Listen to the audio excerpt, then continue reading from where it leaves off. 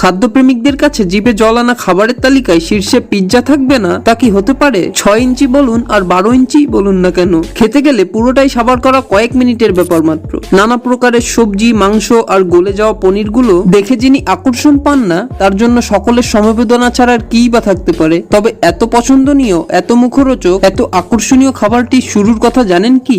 চলুন জেনে নেওয়া যাক এই লোভনীয় পিৎজার শুরুর ইতিহাস।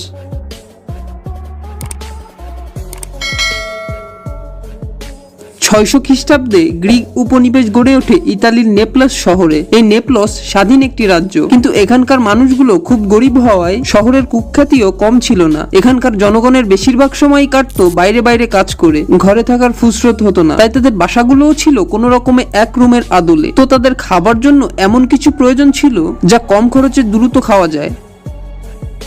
1600 সালের কথা। তাদের রাস্তার পাশে খোলা আকাশের নিচে ছোট ভ্রাম্যমান দোকানে তখন শুরু হয় সমতল রুটির উপর বিভিন্ন টপিংস দিয়ে তৈরি এক প্রকার খাবারের। যে কোনো বেলায় চলার পথে তারা খেতে পারতেন। বুঝতেই পারছেন, এই সেই পিৎজা। অনেক লেখকের ভাষায় তাদের এই খাদ্য গ্রহণের পদ্ধতিকে বিরক্তিকর বলেও উল্লেখ করা হয়েছে। 1830 সালের আগ পর্যন্ত খোলা আকাশের নিচেই বিক্রি চলতে এই টপিংস দেওয়া রুটির। নেপলসের প্রথম পিৎজার দোকান হিসেবে খ্যাত অ্যান্টিকা পিজ্জিরিয়া পোর্ট অ্যালবা। 1861 সালে ইতালি সমন্বিত হবার পর রাজা ও রানী মিলে ভ্রমণে বের হন এবং তারা 1889 সালে নেপলসে আসেন। কথিত আছে যে রাজা এবং রানী তাদের একঘেয়ে রন্ধন প্রণালীর ফরাসি খাবারের প্রতি বিরক্ত হয়ে হুকুম করেন শহরের পিজ্জারিয়া ব্রান্ডি থেকেই সেই পিৎজার মালামাল সংগ্রহ করে পিৎজা বানানোর। বলে রাখা ভালো, বর্তমানে পিজ্জারিয়া ব্রান্ডি নামে পরিচিত এই খাবার দোকানটি যাত্রা শুরু করেছিল 1760 সালে। তখন এর নাম ছিল দ্য প্রিয়েটো পিজ্জারিয়া।